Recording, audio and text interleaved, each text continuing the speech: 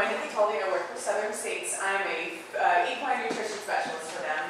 I went to the University of Delaware and got the animal science degree there, and I'm an agribusiness minor. And then I went and worked for Agway, selling the same products that I sell now, but it was Agway and Southern States were partners at the time. And then Agway went bankrupt and was sold to another company, and Southern States kind of took over the whole eastern coast, basically. And so I continued to work for them, and I'm still working with those products. So I've been doing this for a total of about 11 years in this position, and I've been giving lectures here for a couple of years now. And so that's what we're doing today. I'm going to talk a little bit about just feeding horses in general. A lot of this is probably stuff that you have covered already. But a lot of it will sort of be kind of how you can use the information to help figure out how to feed your horses or problem horses or whatever. So I'm going to kind of go through a little bit of everything. I'm going to start with water, just do a brief sort of, what they need. I'm going to go through forage a little bit. I'm going to go through pasture management a very tiny bit, and a little bit about hay and hay testing. And then I'm going to get a little bit more extensively into feed. I'm going to talk about the different kinds of feeds that you have and how to choose which kind of feed, based on the horse's needs. I'm going to very briefly touch on supplements. I'm not a huge believer in them, but there certainly is a need for them in some ways. And so I'm going to kind of just briefly touch on that and let you guys know a little bit about that as well. So first of all, water obviously is going to be the most important nutrient for horses. They can only survive about 5 days without water, or they can live almost up to a month without any feed. The best water intake is between 45 and 65 degrees. So that means on nights like tonight where it's going to be cold and the buckets could potentially freeze, you either want to have like a warmer, or when you go out there you want to not just break the ice and let them have at it, have nice icy water in the freezing cold temperatures. You want to take that away and add warm water, or just completely replace it with warm water. And then in the summertime, when you see that green algae kind of growing in there, you know that it's probably gotten too warm at some point in time. And so you want to replace it with cool water and clean the buckets out and everything. Because, when it's too warm or too cold, a lot of times they just won't drink. That's why a lot of times when you see the weather changes, people are like, oh, my horse colics every spring and fall. It's not actually normal. That's generally because they haven't had good water consumption. They're riding and whatnot when it's hot, and then the horses aren't drinking because the water's too hot, and things like that. So you really want to keep an eye on the temperature of the water, not just putting water in front of them. It's needed for all bodily functions. They need it to digest their food so that things can move through their digestive tract. And waste elimination, body temperature regulation. Obviously, if there's not enough water in them, they cannot sweat. And so they need to have that all.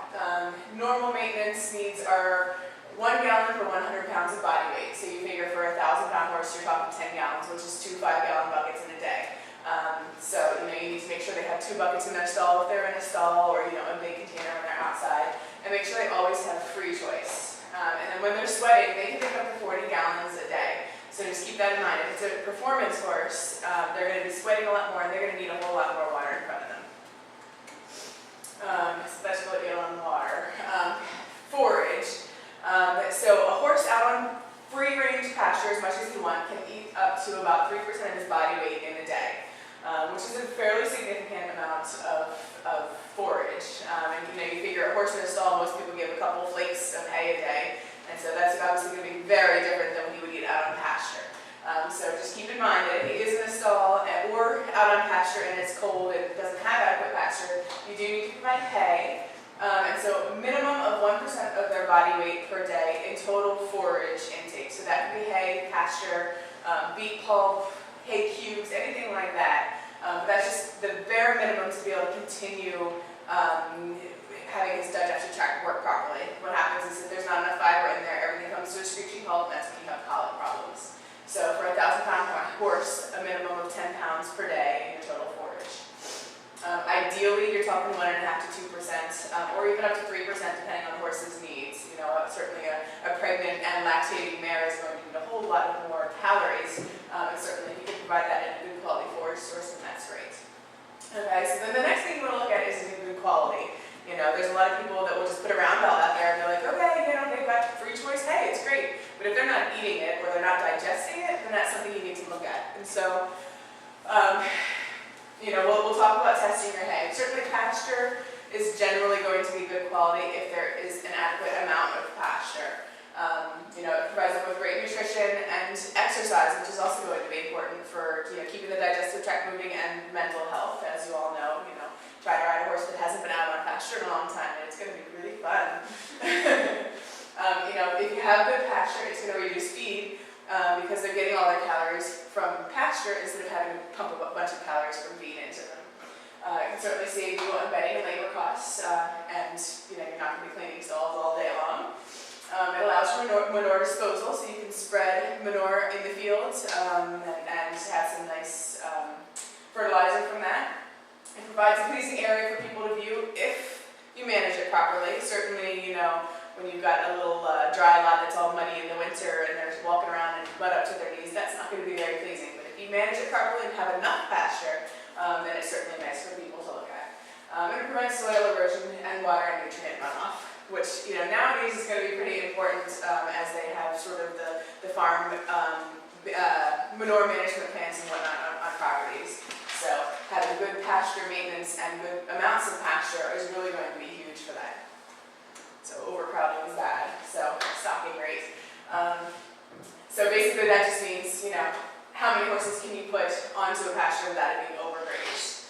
Alright, so generally we say that the stocking rate is 1.5 to 4 acres per horse, which most people are like, holy crap, I've got 4 horses per acre.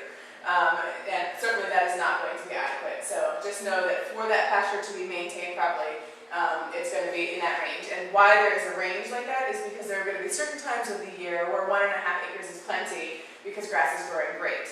Like right now when it's kind of dying off and it's raining a little bit, it gets muddy and they're all walking on it, it's going to be more like 4 acres because it is not growing currently. And so they're going to have to survive on what's already out there. Just know too that putting hay out there for your horses is not pasture management or like saving your pasture. They're still going to eat all that same pasture. So you have to actually take them off of that pasture in order to rest your pasture. So there's 2 types of pasture management. You've got continuous and rotational. Alright, so continuous would be like, okay, my horses are out for 8 hours a day and then they're in for the rest of that. So they're grazing on the same pasture all the time, but they're out there on a limited amount of time so they're not eating it all down. Okay, and then you've got the rotational way, which is say you have 10 acres and you break it off into 4 quadrants and then you move them monthly or however long it takes for them to eat it down to the correct amount and up to the correct amount. So you can kind of keep an eye on how much it's growing, and it's going to be probably a different amount of time during different times of year. But that's what you need to kind of look at. Keep in mind too, horses are spot grazers. They're not going to just, like a cow or a sheep or something where they're going to eat everything in sight. Horses have areas where they like to roll, and then they have areas where they like to poop, and they have areas where they like to drink, and they have areas where they like to graze. And so when you look out into your pasture, you're going to see all these different crazy things. You'll see, a bare dirt spot where they always roll, and then you'll see the nice, perfectly manicured area where they all eat, and then the rough areas where they like to poop. So just keep that in mind. So, you can figure you've got this lovely pasture that you think is going to be all perfect because you have the perfect amount of acres per horse, and that's not going to be the case. It's going to look crazy out there. Okay, like I said, supplementing them with hay is not going to rest your pasture. Right, so you can take your horses off of the pasture for a little while to kind of rest it. Overgrazing is going to lead to pasture destruction and weed establishment. Okay, so keep in mind that if it's overgrazed, those weeds still can thrive. Okay, and so you kind of need really good grass there and be able to rest it for it to kind of get rid of the weeds a little bit. So you don't necessarily need to spray for weeds all the time if you have good pasture management and that grass is thriving.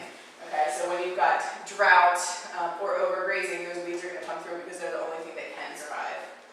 Alright, so don't graze under 4 inches. Okay, that's when it's time to either move them to a new area or start to rest that pasture by bringing them in a little bit. You want to graze between 4 and 8 inches, and then you want to mow at about 12 inches, and then you can mow down to that 4 to 8 inches, probably down to 8 inches so they can graze it down to 4. So that's when you know when you need to do that. Okay, so now hay. Certainly, this is probably, what most horses get in the way of forage because I think most people don't have adequate pasture, just because we have so many horses per acre in almost all equine facilities, just because that's what we have to work with. So what you want to look for when you cut hay is you want it to smell good. You don't want it to be dusty. So if you open up a bale, you shouldn't have a cloud of dust and puff up into your face. You want to avoid mold, so certainly look for that. And certainly, I think you probably all know what mold looks like. It's kind of that whitish, sort of powdery, gross-looking stuff that's on your hay. You want to look for something that's leafy, okay? You want a high leaf to stem ratio, all right? So certainly with alfalfa, it's very easy to see because you're going to see all the little leaves all in there. It's harder a little bit with grass, but you just want to have as little stem as possible, and especially a thick, long stem with big seed heads on it you want to avoid. Okay, you want to be clean through weeds, dirt and trash and mold. I've seen all kinds of interesting things come through hay bales, and I'm sure that you probably have too. Everything from, plastic to a dead bird or a mouse or whatever. And so certainly if you see a bale like that, get rid of it, don't even bother using it. Color, I kind of take with a grain of salt because I've seen yellow, gross-looking hay that tests beautifully. And I've seen, green, wonderful-looking hay that actually tests horribly. So you can kind of take a look at color, but just know that it will bleach without losing any nutritional value. Well, not without losing much nutritional value. So, if you get a bale with bleached out yellow hay, it may just have been on the outside of a truck or in a barn or something like that where some light was hitting it and it got bleached and it's still good quality.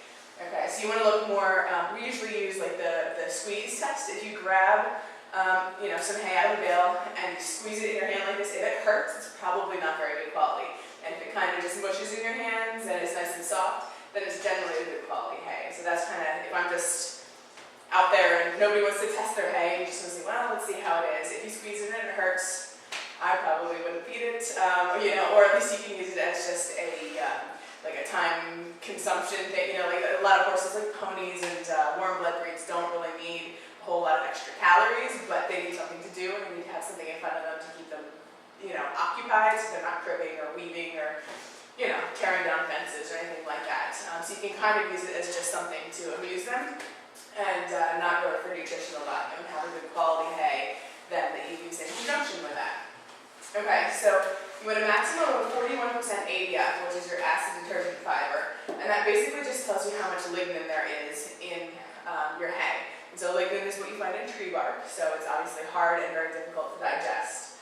And I'm going to go a little bit more into hay test. I think I have a chart that kind of shows you what the ranges are for everything. But that's the maximum that you want. So when you test your hay, when you look at that number, you want it to be less than that. And the lower, the better. And then for protein, you want it to be roughly between 8 and 14%. Certainly, that's going to depend on a lot of factors. If you've got a horse that's just kind of chilling out in the pasture and is a maintenance type of horse, it's not going to need as much protein as a high-performance horse or a baby or a pregnant mare. So, you can kind of use that. And then certainly if you have good pasture, you can get away with a cheaper quality hay because they're getting a good source of forage already. Okay, so how do you find out what your hay is? You need to take a sample, and what you do is you need to take a probe, which actually cores into the bale. It takes a core right through the center, and you should test a couple of different bales, 3 to 6 bales to get a good representation of what your batch of hay is going to be.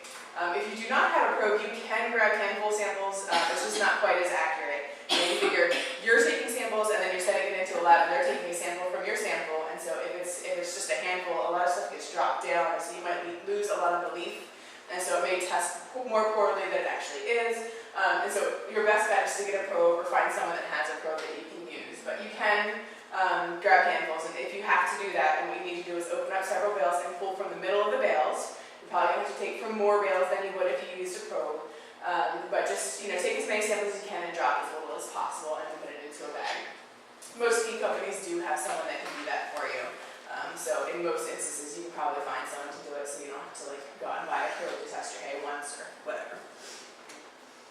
Okay, so once you get your hay test back, how do you read it? Alright, it's going to have as sampled and dry matter. And so dry matter is basically your as sampled minus all moisture content. And so generally, I look at an as sampled because that's what your horse is actually eating. Okay, so again, protein you like to see between 8 and 12. ADF, you want it to be less than 41, 42. And so that tells you how digestible your hay is. Your NDF is telling you how much your animal can eat, basically. So you want that number to be less than, I think, 61, 62. And that, basically, the higher that number is, the slower it's going to move through the horse's gut. And so he's going to feel full before he's actually met his nutritional requirement if it's a very high number. Okay, so you want that to be nice and low. So sugar and starch, if you add them together, you get NSC, which is your non-structural carbohydrates. And this is really only important if you have a horse that has any sort of issues with sugar. There are probably 80 to 90% of horses out there don't have any problems if they can tolerate whatever sugar level. But then there are certain nutritional diseases out there where you have to monitor your sugar intake. Cushing's disease, insulin resistance, EPSM, all of those, PSSM. And so that number may need to be very low for those types of horses, but it's something that I think has gotten a lot of attention lately, but is not necessarily as important as most people make it seem. And just keep in mind too that, hay is mostly starch, but it's good digestible starch. Then you want to look at your calcium phosphorus ratio. You want it to be anywhere between 1.5 to 1 to 3 to 1. 3 to 1. Goodness gracious. Okay, so if you're looking at the quality standards for hay, you got prime would be, looking basically at like your ADF and NDF, 31% ADF, which is probably almost too good for horses. I think most horses on that would be really obese. I would say that's probably more important for like a dairy cow or something. So I would say for most horses, because of what we're asking them to do and where we're asking them to live, I would say probably a 2 is almost ideal, and a 1 would be certainly fine. But when you get up to your 3, 4s, and 5s, that's when it starts to be a little bit too indigestible for them. So, if you can get a hay test before you actually buy a load of hay, that would be ideal. At least so you know what you're working with. And that way too, if you know that what you're getting is not very good quality, then you can buy a few bales, or like 20 bales, something like that, of a really good quality hay that you can then supplement with it. Or you can get cubes or chopped forage, something like that, so that you know that you need to supplement with something. Because certainly like this year, hay is going to be interesting. It's going to be hard to find. There's probably not going to be great quality because of the weather that we had. And so you may not be able to find it. It might all be 4s out there, and you know that, hey, they're not going to be digesting half of this. I'm going to come in tomorrow morning from, putting 3 flakes of hay in my horse's stall. Tomorrow morning it's going to be bedded down with that instead of eaten. And that's just the way that it is sometimes. And so then at least you know what you're working with. Okay, so then we get to feed. All right, we've got our pasture, we've got our hay, we've got our water, and we know what we're working with there. And so then we look at our feed, and 1, do we need it? 2, how much do we need? And 3, how do we choose what protein level we need, or what sugar level we need, or calorie content that we need. So you figure there are a ton of feed companies out there. The ones that I've listed are just a drop in the bucket. I mean, you can probably each name 4 more that are all different. There's a ton out there. And within those feed companies, okay, if you just look at my company, we've got 9 feeds in our Southern States line, 10 feeds in our Legends line, and 8 feeds in our Triple Crown line. And that's actually not even updated. I think we have 2 new ones in the Triple Crown line. So it's, you figure that's just one company. So how the heck do you know which feed to choose? When you have all of these options, how do you know what you're working with, and how do you know what to pick? Okay, so this is just, so you can get a visual idea of how many feeds we have. This is just our lower end feed line. This is our middle of the road feed line, and this is our super premium feed line. Okay, that's a lot of feeds. Okay, and then there's also supplements, there's fat supplements, and there's ration balancers, and there's hay products. There's just a ton of stuff on top of that. Okay, so what do we look at when choosing a feed? The first thing that I look at is ingredients. Okay, there are 2 ways that you can list ingredients on a feed tag. You can do collective terms, or you can do specific ingredients. Okay, collective terms means you can put roughage products, processed grain byproducts, things like that encompass several different ingredients. Okay. So instead of putting oats on there, you would put, oh my goodness, what does it come under? Protein products, something like that, okay? Where specific ingredients, you would actually list oats on there. You can say wheat pulp, oats, corn, molasses, and then all of your vitamins and minerals and everything, okay? I'm going to have some examples. All right, so forage products, you can have alfalfa meal or you can have ground grass. Certainly alfalfa meal is going to be more digestible than ground grass. You can put processed grain byproducts, which would be corn flour, wheat bran, or aspirated grain fractions. Again, they're not all equally digestible, and especially with horses. Horses are very particular about what kind of ingredients that you put in there, and you want to make sure that it's something that's highly digestible and a good source of whatever it is you're looking for, protein or fiber or whatever. Okay, and animal products we're not putting in to horse feeds generally. You see that one on there at all, I would say don't buy that product. I guess unless it's like fish oil or something like that for your omega-3s, but hopefully it's listed as fish oil. Okay, here's just some more examples. Again, you've got some that are digestible, some that are not. Some that I would avoid because of mold problems and things like that. Okay, so generally, if you're putting collective terms onto your feed, it's called a least cost formula, because they can put any of those ingredients in. So if you put roughage products on there and you have 8 choices, you can pick any of those and put them in there on any given day. So if you make, feed every day of the week, it can be completely different every day because, well, today wheat mids are cheaper, and tomorrow peanut hulls are cheaper. Peanut hulls would be the last choice that I would in my horse feed. And so just know that that's generally what that means, and it's done to keep the prices down. But with horses specifically, it's something that you want to kind of avoid because you kind of know how their gut works. It's something that they've got all these little bugs in there, and those little bugs die if you give them something that they're not used to eating. You've got your bugs that break down corn, and you've got your bugs that break down beet pulp. And if you just completely stop feeding corn, all of your corn bugs are going to die. And then if you start feeding it again, you've got nothing to break down your corn. So just keep that in mind. You want it to be a very consistent feed for horses. Okay, so this is an example of a least cost formula. You see grain products, plant protein products, processed grain byproducts. And then this is an example of a fixed formula. It's all listed on there. You've got beet pulp, you've got oats, you've got alfalfa meal. So you know exactly what's in there. And just a side note, with like dog food and cat food, you actually have to list ingredients in order of inclusion rate. In horse feeds, you do not. In all livestock feeds, you do not. So horses are considered livestock. And so you can put them in any order that you wanted. So if you want people to think that it's a beet pulp-based feed, you can put that first, and because people are looking for certain things. There are several companies now that do put things in order of inclusion just to make it easier for the consumer, but we are not required by law to do so. So just keep that in mind. If you want to know, just ask the people that make your feed. We certainly do put everything in order because we feel that it's important.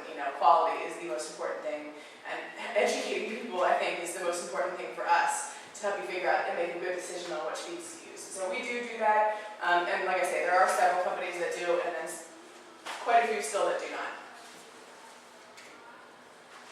Okay, so when you're picking a feed, just some things to think about. What is your horse's body condition score? And I'll go over that a little bit. Does he have any issues? Is he an easy keeper? Is he a hard keeper? Is he prone to colic? Does he have teeth problems? And I mean, this can go on and on. If each of you had a horse and I went through each of your horses, I could probably talk to each of you for an hour to go through a whole bunch of questions to help you figure out what you would actually need to feed to that particular animal. First thing that we look at is body condition score. And the easiest place to look, I don't know how much you guys have done with body condition scoring, you probably have a whole lecture on that. But for me, I usually look at the ribs first because it's the easiest for everybody. And so if you can see them, they're too thin. If you can't feel them, they're too fat. It just has a very, crude sort of idea. Okay, so that's the first thing I look at. If I can see their ribs, then I know that they're going to need to be on a high-fat feed, or potentially something with probiotics in it to help it be more digestible, because something is lacking there. Of course, if I see them, I'm also going to look at teeth next, because generally that means that their teeth are probably not very good, or they have probably ulcers or something like that. So you want to look medically if your horse is thin. If your horse is fat, it's generally because we all love to kill our horses with kindness and give them treats and a ton of feed, even when they don't need it. And so those are things that I look at first. Okay, so where are we on the weight scale so that I know if we need to go in with a ration balancer or a high-fat feed or somewhere in the middle. Okay, so some common issues that I run into. Certainly I see all kinds of stuff out there. We see lots of fat horses or insulin-resistant horses, and we feed them both pretty much the same. We see thin horses, we see old horses, horses with bad teeth, just because they kind of go hand in hand. Certainly, their teeth only last for so long, and now that our horses are living so much longer, I think so many of them have little nubs or nothing left, and so we have to treat them a little bit differently. Cushing's disease, which could almost just go in with old horse and bad teeth. And then you got your pregnant, growing, and lactating horses. And I'm going to go into each of them a little bit. Alright, so for your fat horses, these are some of the products that you would want to look at just to give you an idea. So you can go anywhere from just using a vitamin mineral supplement, so either like just a powder and just give them a handful of feed with that on it, or just put a vitamin mineral block. And keep in mind, those red salt blocks that we all put out there that are just so high in vitamins and minerals, they've got virtually nothing in them. They were made for cows. Horses would have to probably eat like a half one of those a day. That's like a half 50-pound block a day to be able to get what they need. So if you do decide to go just the vitamin mineral route, go with something that's made for horses. There's also ration balancer type of products out there, which are made to be fed at like a pound a day, and it's just vitamins and minerals in a pelleted form. Or there's light feeds out there that are kind of more like a feed, where you feed a couple of pounds, like 2 to 4 pounds a day. And so it makes you feel like you're feeding a lot of feed, but they're very low calorie and low fat, more saturated with vitamins and minerals. And so generally they have a low feeding rate. Keep in mind that some feed companies do put like light on the bag or something, but the feeding rate is still the same. So that wouldn't really, in my mind, be considered a light feed. It's maybe a low-fat feed, but you want something with a low feeding rate. So make sure you read the directions on the bag. I think most horse owners have never actually looked at the directions on their bag. I think most of them look at protein content and things like that, but rarely do I have anyone that says, oh, yeah, I'm supposed to feed this many pounds per day. It's usually, oh, I feed this many coffee cans, and, you know, my neighbor does this, so that's what I decided to do. And so read the directions and see how many pounds you're supposed to feed.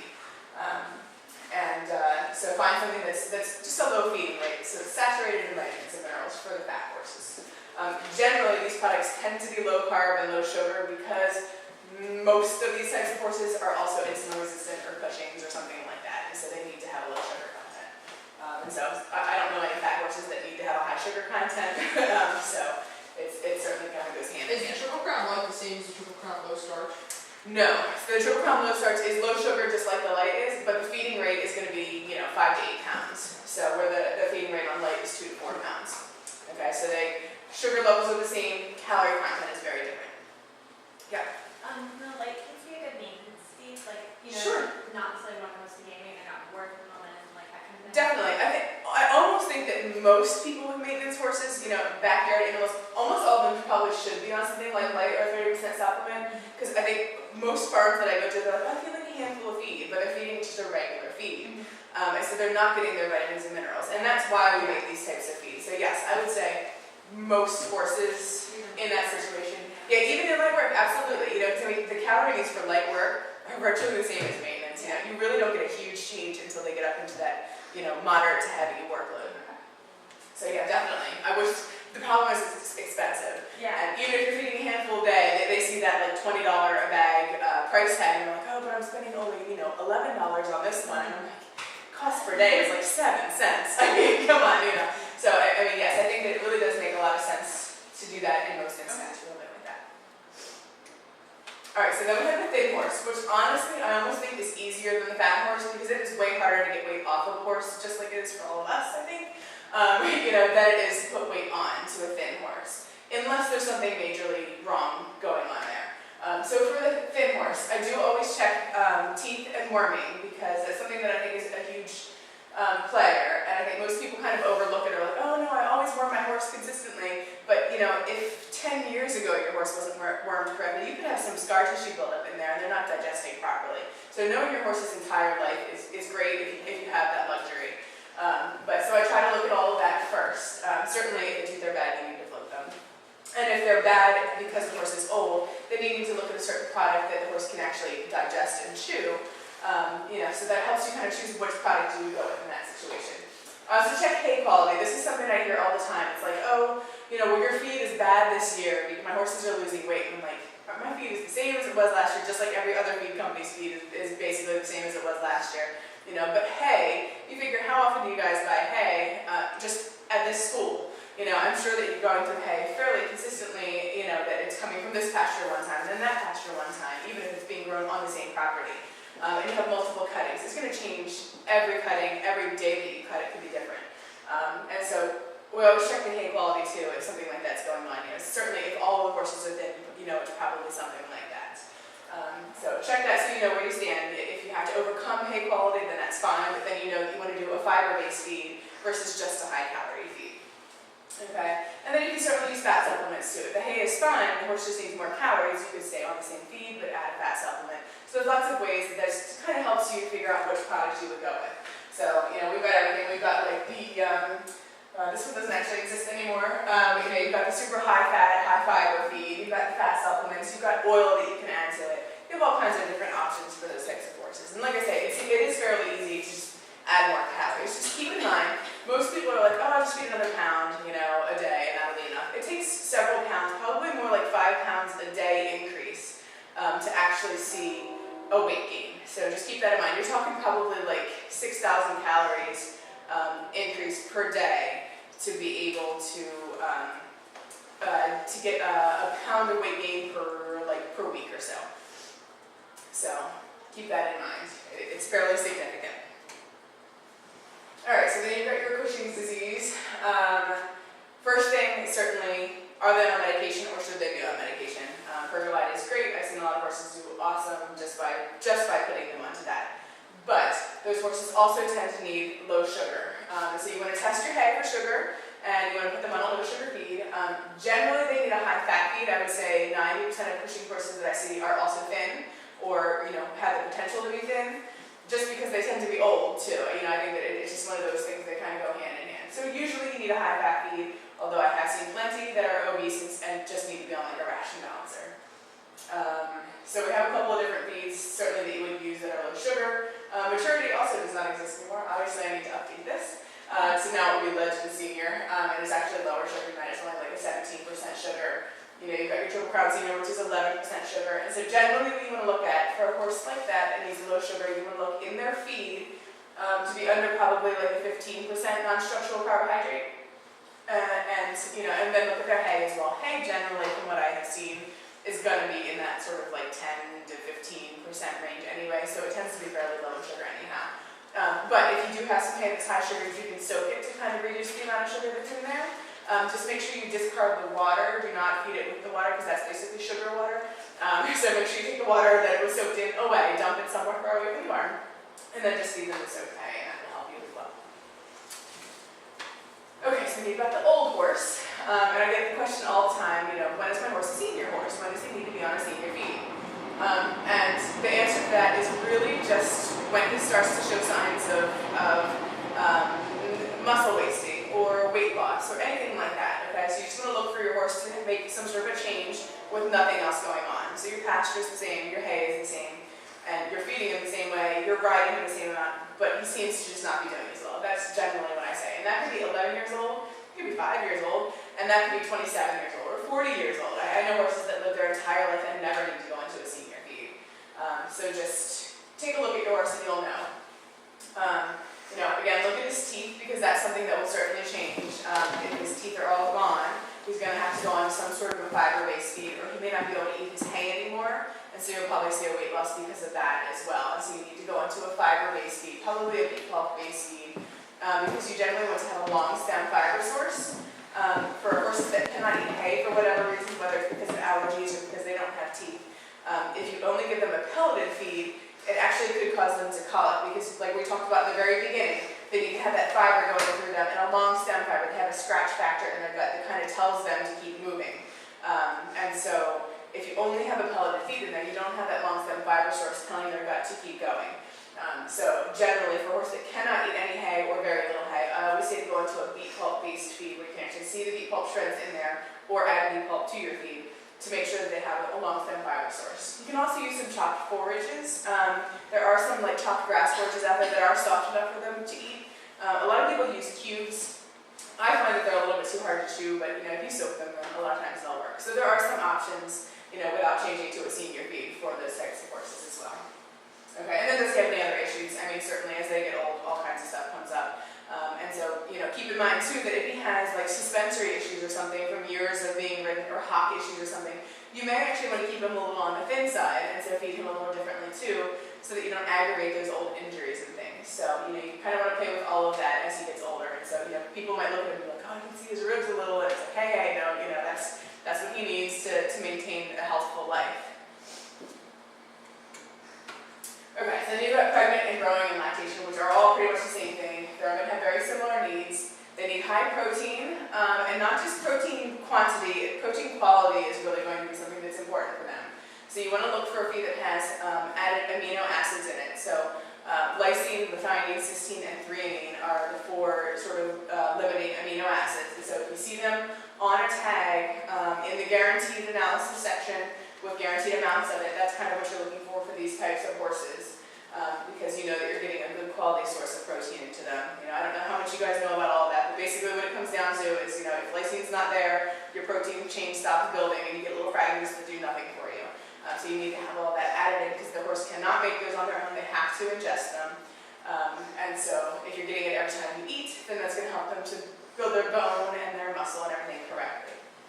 Okay, you want to make sure there's a balanced vitamin mineral content. I think one of the biggest problems that I see is people underfeeding these horses because they're easy keepers. Okay, so you've got a brood mare that's like a big warm blood or something, it needs like a pound of feed a day, but you're feeding, just a regular everyday feed. And then they're trying to grow a little baby in there, and then they wonder why they have OCD and things like that. And it's because there's not enough vitamins and minerals to fill in all those little holes for them. And so, yes, calories are definitely going to be important for these horses, but you also need to make sure your vitamins and minerals are balanced. So make sure, especially in these instances, and especially for fast-growing babies that you know that you don't need a lot of calories for, make sure they're getting adequate vitamins and minerals because that is the most important thing, definitely. Okay, and so they tend to be higher calorie, so that's kind of, I think, why we run into that problem, because the calorie needs of these horses are a lot more, but there's so many breeds out there that just don't need it anyway. They're just so easy to keep weight on. They can be nursing one, growing another, and still be fat, and I don't know how it's possible, but it happens. So just keep that in mind. All right, so supplements, and this is just my little blurb in 2 cents. All right. You can spend a ton of money on supplements, and I would say the majority of them are already in feeds if you're feeding the correct feed in the correct quantities, with the exception of salt and maybe joint supplements if you believe that they work. And that really comes down to the individual person and the individual horse, because I have some that I've seen awesome research for that it may not work for one horse and it works for the other. But I guess the point of this is really just that I see people in barns with just these smart packs that are like 12 long, and it's kind of, why are you doing this one, why are you doing that one? And it really, for me, comes down to just pick the right feed, and then this kind of stuff shouldn't really even be necessary. I mean, look how much you're talking, this is per month, how much people spend, and I mean, think how much you pay in feed. One bag of feed is, let's say high-end feed, $22, $23, so I mean, you can buy a couple bags of feed with what they're paying just in supplements. So, for me, it's kind of a no-brainer. Like, why would you spend $60 a month when you could just spend $20 a month on a bag of feed and be done with it? So, that's kind of what it comes down to for me. Like I say, I think there's a time and place for certain ones, but for the most part, we like to call it frou-frou dust, and, it is what it is. Joint supplements, there's definitely some benefits for. Like I say, salt is absolutely necessary, but there's no feed out there that has enough salt in it to be good enough for any horse that's doing anything. So make sure they have a salt block, but otherwise, you're good to go. Yeah. So when you said about the mineral, the red salt, is that not sufficient to make the salt needs then? It is enough for their salt needs, yes. Okay. Yeah. So it's good for salt. It's like 99.3% salt and 0.7% vitamins and minerals. Yeah. So, where an equine salt block is like 20% salt and 80% vitamins and minerals. Okay, so that's what the difference is. So yes, perfectly fine salt-wise, just not vitamin mineral-wise. So should you mix and match salt licks? Like I have a land salt and a red one. So for me, salt is salt. It comes down to needing the correct, you need sodium and you need chloride. Yeah. And so as long as it's salt, you can use table salt. You can just get, a little thing of table salt and put a tablespoon in your feed. You can do it lots of different ways. So whatever your horse will actually eat, I think is what's important. If your horse prefers the Himalayan blocks, or if you do, as long as they eat them, it really doesn't matter. As long as you're providing it and they're eating it. And just know too, there will be different times of year. Certainly in the summer, they're going to go at their salt blocks, and in the winter they might go, hey, I'm not sweating, I don't really need that, and so they'll eat it as needed. So, yep.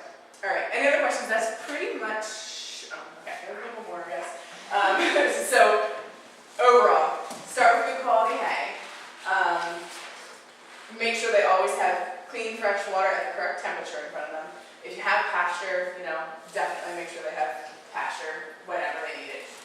Feed for body condition, okay? So just always be looking at that. And if you see them gaining weight or losing weight, then you know that you need to adjust your feed, okay? Choose the right feed for your situation. So don't use, whatever feed because my neighbor uses it, or well, at school they use that feed, so I'm just going to use that one. Make sure you're looking at what you're doing with your animal and what its specific needs are, and then choose a feed based on that. Okay? Add supplements when they're necessary, but only when they're necessary. Don't waste your money. And that's basically it. So, any questions on anything I covered or anything I didn't cover? Yeah. So if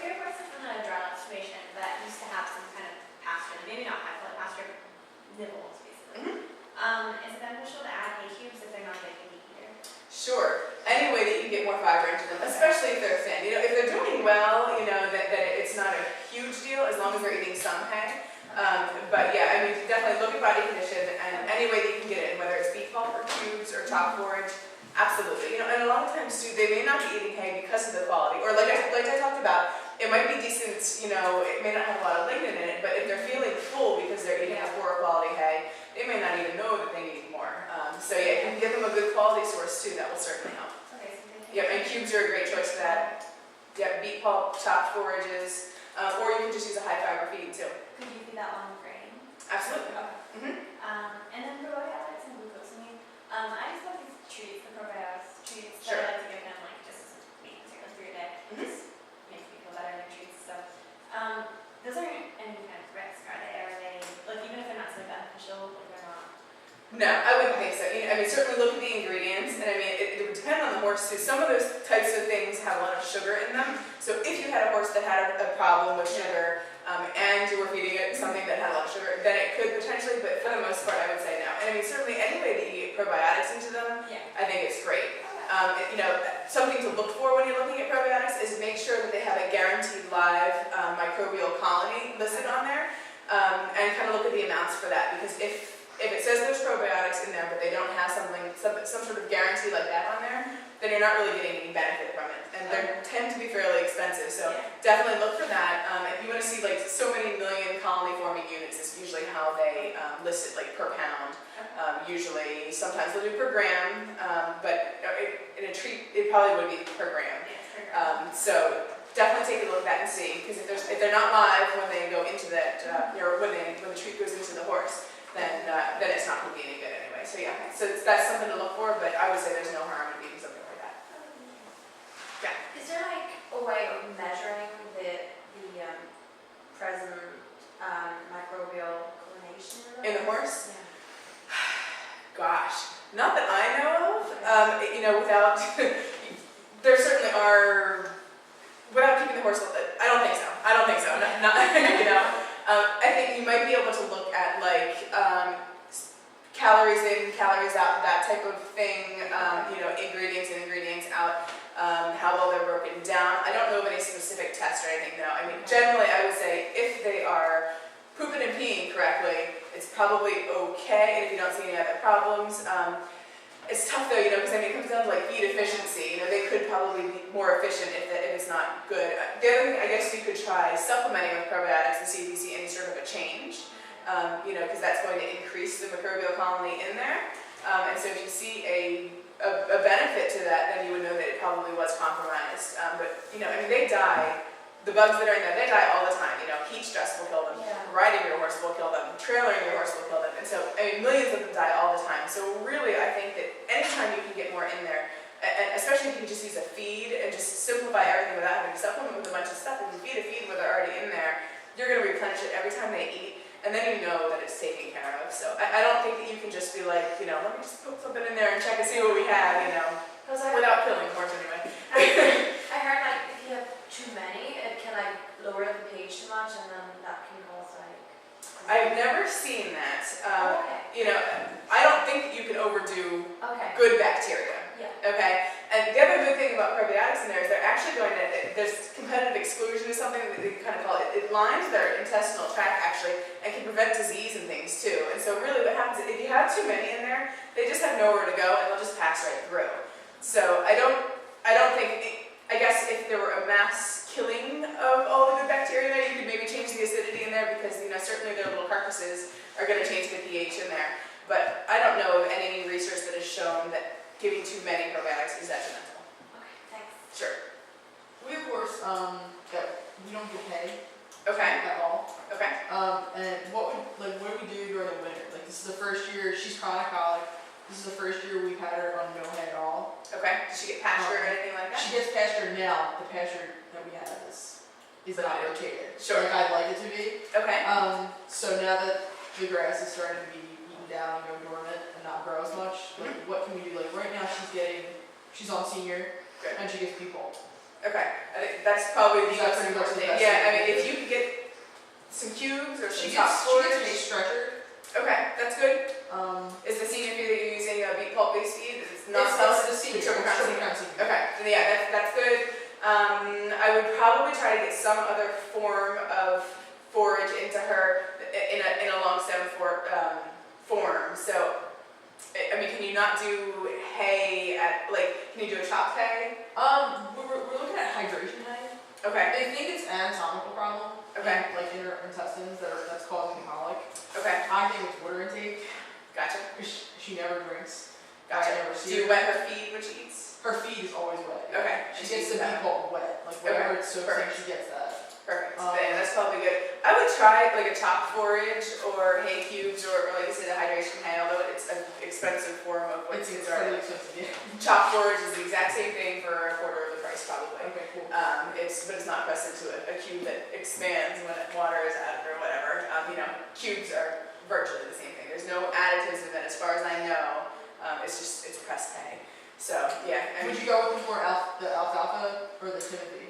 I think it doesn't matter, whichever she'll eat. Alfalfa tends to be more palatable, and digestibility-wise, if you're using a cubed or chopped forage, it's all going to be good quality, so I would say either way, you're probably good to go. I would say if she has lots of colic problems, I would maybe go with alfalfa and sort of assume that she probably has some sort of ulcer problem. She doesn't, she's been stoked. She does not. How about hind gut ulcers? There's no way to That we haven't test checked, for. yeah. And you can't, because you can't scope that far, and you can't Right. check rectally, as far as I know, to Yeah. find anything like that. So it's one of those things that I would look at behavior things to see. Diarrhea would probably give you a sign that there may be something going on with that. So I would almost just do alfalfa to help you buffer that stomach and assume that there are ulcers with a horse like that. Especially if they can't eat much hay, there's probably ulcers somewhere going on. Fabulous. Okay, thank you. Or some sort of pH imbalance, So, yeah. On the hay tubes, I've heard that sometimes when they get compact, there's a risk of there being some kind of debris in there, or like when they talk about the ground beds and like animals being busted. Sure. Is that like common?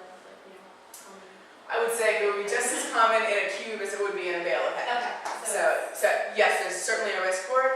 I don't see, we certainly sell a ton of cubes, and I don't get a lot of complaints about that type of thing. So, you might see some baling twine and things like that in there. But like I say, it's no more than you would in a regular bale of hay. Because it's basically going from a bale of hay into a machine that chops it up, and then to another chamber then that presses it into a cube. So it's literally a bale of hay that has just been put onto a line to process it. So it's the same thing. Sorry. Sure. When you would select like grains, Mhm. and there are those plastic bags, Mhm. and is there something you can like always look for like a quality badge or something that you know it's a good feed, like you can trust? Yes and no. I think you almost have to do a little bit of research. You can't just look at a bag and know, per se. But there are some things you can look for. Number one, again, look for ingredients. Look for specific ingredients. There are some seals now that people put on there that say like safe feed, safe food. Yeah. And so that could be a sign, but you could be certified, like FDA certified, and not really have much more. You should almost ask about the feed mill. So there's another certification that would be a higher level than FDA, and it's called HACCP.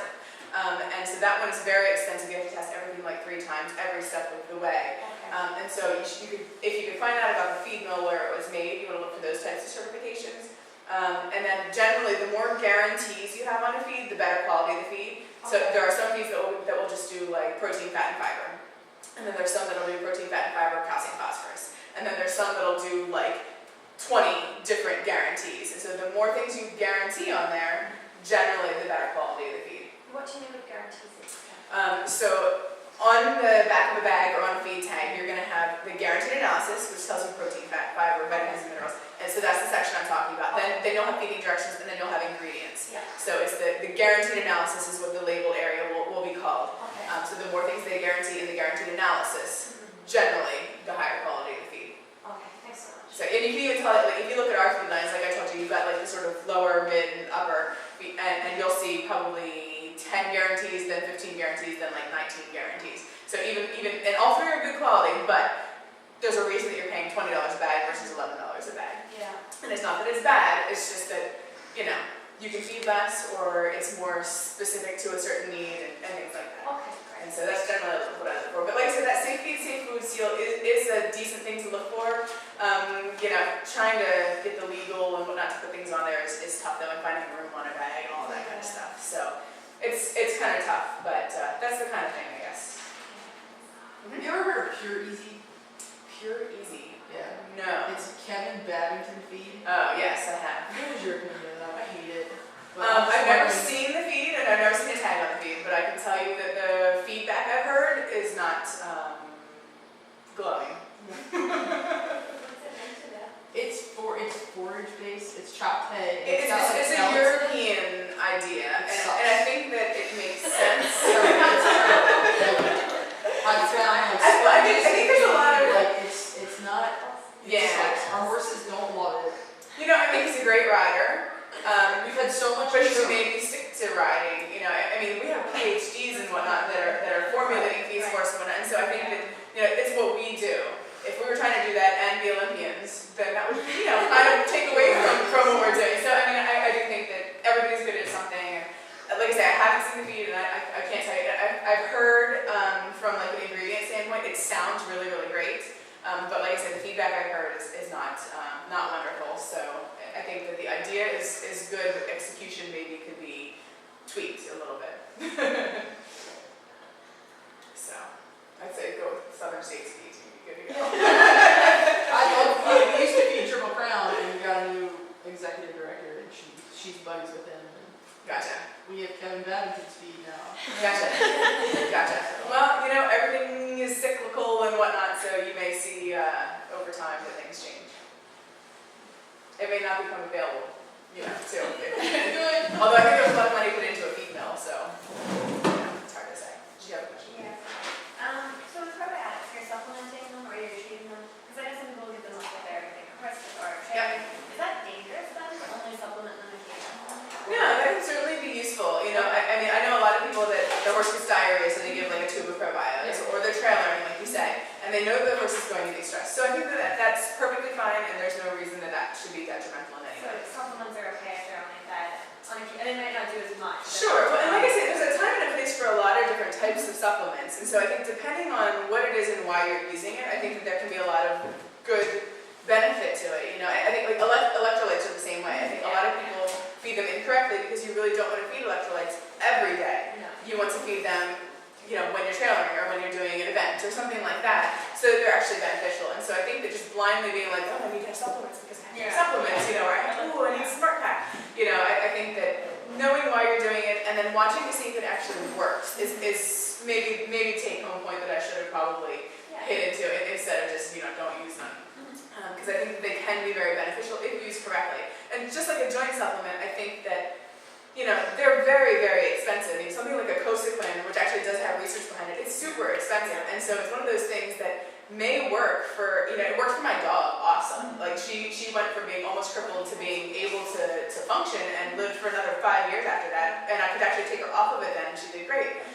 But it wouldn't work for every dog or every horse. And so I think it's, give it like 90 days for whatever it may be, if it's something that needs to be long term, and see if it works. And reevaluate, don't just give it and be like, oh, well, now I'm giving that forever, kind of just know why you're doing things. And that goes with feed, too. I think there are a lot of people that are just, they feed because they saw a commercial, or because so-and-so uses it, or, hey, Kevin Babington's winning, I have to use his feed. You know what I mean? And I think it's just this idea that it worked for so-and-so, so it's going to work for me when I've got a warm blood and he has a thoroughbred, or, I've got ponies, and you know what I mean? So I think all of it needs to be thought about. And that's sort of the purpose for all of this, is that you want to look at everything, not just, and so for a supplement too, you want to think, am I already doing that? Am I going to be spending $60 on something that is listed in the ingredients as number 3 on my tag? So why am I doing it twice? Because then feeding too much of it can actually throw things off.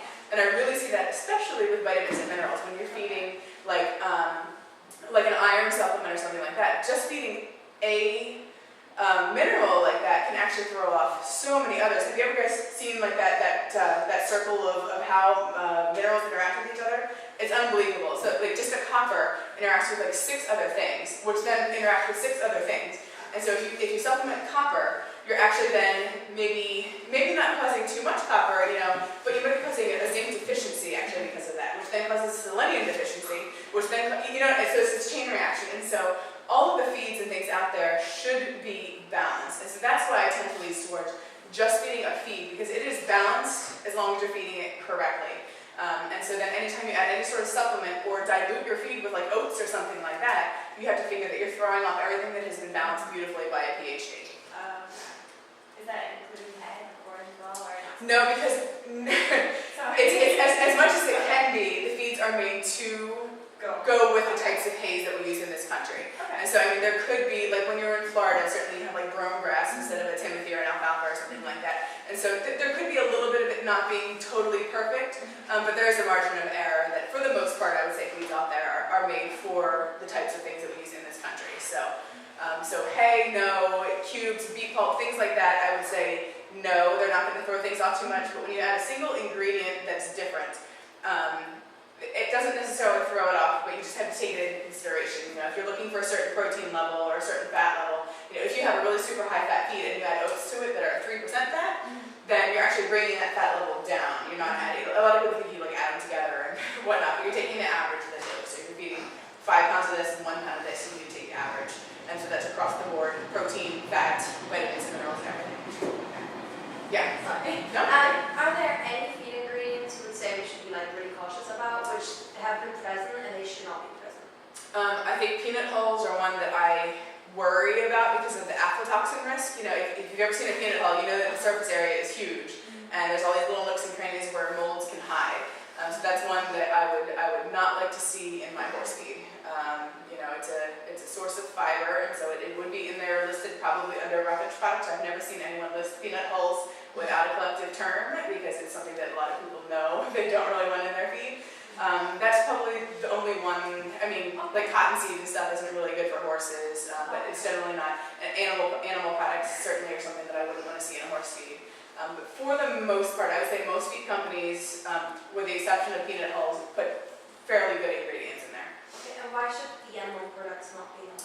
It just, you know, I mean, horses are Herbivores. yes. Okay. Yes, and so for me, you know, animal fat is something that it's digestible, but it can kind of throw off the way that they eat and things. So, you know, just like with chickens, if you have them on a animal fat feed and then you put them on a vegetarian feed, they'll not eat for a while. And so I think it just kind of, you know, it's not the best source. And, you know, there's possible contaminations and things like that as well. And so I think that, you know, for safety of a horse, I would say, you know, animal products are something I would just avoid altogether. Okay. And sorry, what was that called? What you gave your dog?